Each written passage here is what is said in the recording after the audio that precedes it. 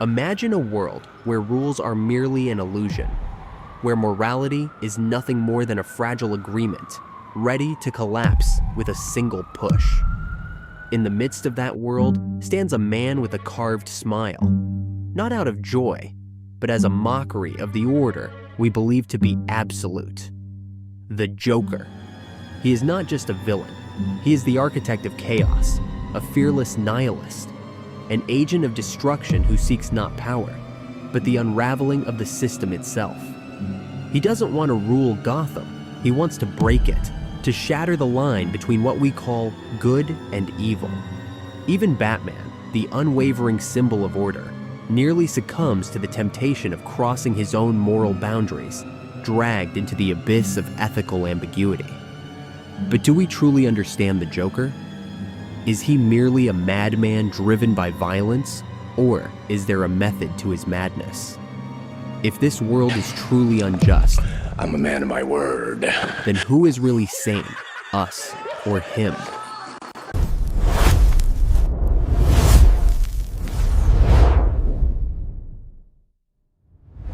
Joker is not merely the antagonist in The Dark Knight, 2008. He is the embodiment of extreme nihilism, an architect of chaos who rejects moral order and law. To Joker, concepts of good and evil are fragile illusions, ready to collapse with just a little push. He does not see himself as a hero or a villain. He exists beyond such labels. His belief is simple, yet terrifying. Beneath the mask of civilization, humans are selfish creatures who will always choose their own interests when pushed to the edge. And throughout the film, Joker doesn't just express this idea. He seeks to prove it, forcing others to confront the raw, brutal nature of humanity. The greatest mystery about him lies in his past. Joker tells two conflicting versions of his origin. In one story, he is the victim of an abusive, alcoholic father who carved a permanent smile onto his face. In another, he is a devoted husband who disfigured himself to comfort his wife after a tragic accident, only to be abandoned by her in disgust. But what truly matters, the truth or the uncertainty itself? Perhaps Joker does not want us to know his origins. Perhaps he himself doesn't remember. Or more likely, he has erased his past entirely, shedding his former identity to become the pure embodiment of anarchy. One thing is certain, Joker is not just insane. He is a reflection of a world stripped of meaning, a man who has stared into the abyss and chosen to laugh, not out of joy, but because to him, everything is nothing more than a grand joke, and he wants the whole world to laugh along with him until it all burns. Joker calls himself an agent of chaos, not just a mere disruptor, but the embodiment of chaos itself. When the world begins to burn, he doesn't just stand amidst the flames, he dances in them, reveling in every second of destruction he orchestrates. The greater the chaos, the more alive he becomes. No fear, no hesitation, only manic laughter echoing over the ruins of social order. He claims to despise those who make plans, yet the entire film unfolds as the result of his own meticulous planning. Nothing he does is without purpose. He is the architect of Gotham's downfall, a chess player arranging chaos with almost surgical precision.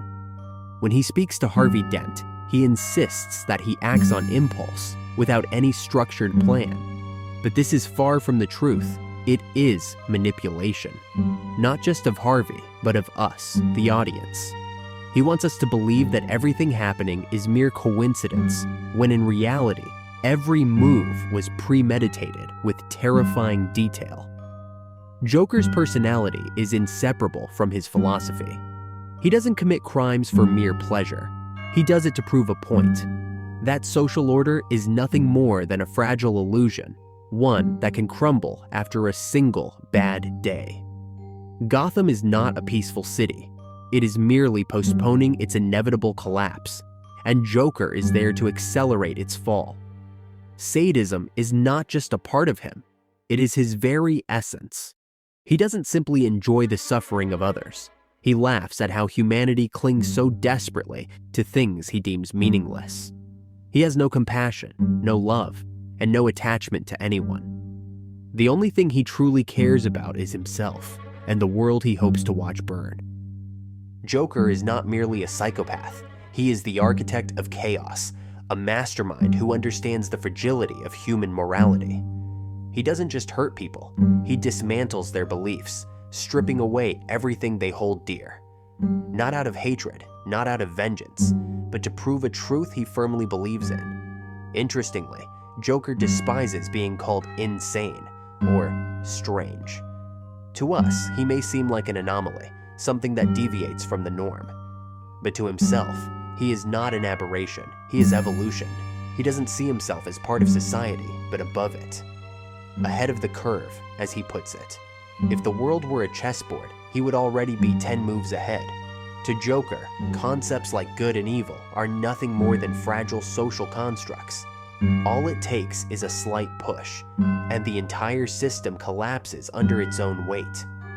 He doesn't see the world as a battleground for justice, but as a stage where humans pretend to have principles, until circumstances force them to abandon them.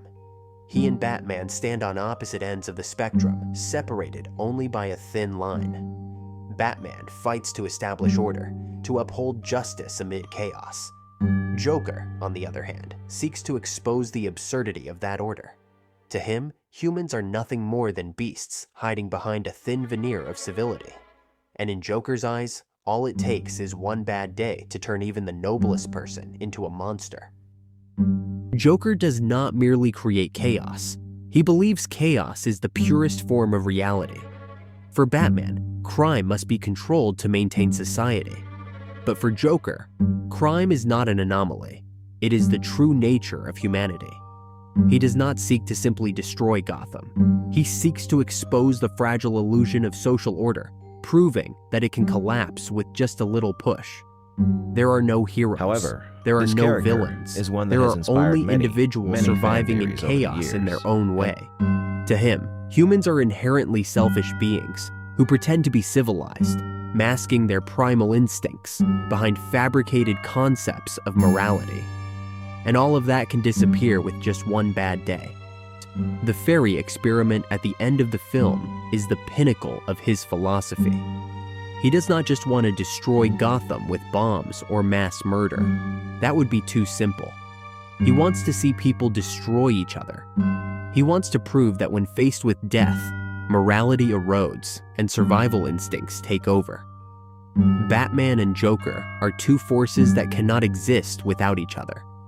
They are not just enemies, they are reflections of one another. Joker even admits that he does not know what he would do without Batman. If Batman represents order struggling to contain the darkness, then Joker is the darkness that always finds a way in. Batman has one absolute rule: he will not kill. Joker knows this, and he exploits it in the most sadistic way possible. He forces Batman to choose between holding on to his principles or sacrificing innocent lives. At one point, Joker even tries to make Batman kill him, not to avoid death, but to prove that Batman's morality is nothing more than an artificial constraint.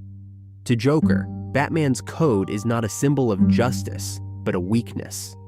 He pushes Batman to his limits, forcing him to confront a question that cannot be answered with brute force or advanced technology. How long can someone hold on to their ideals before finally surrendering to the darkness?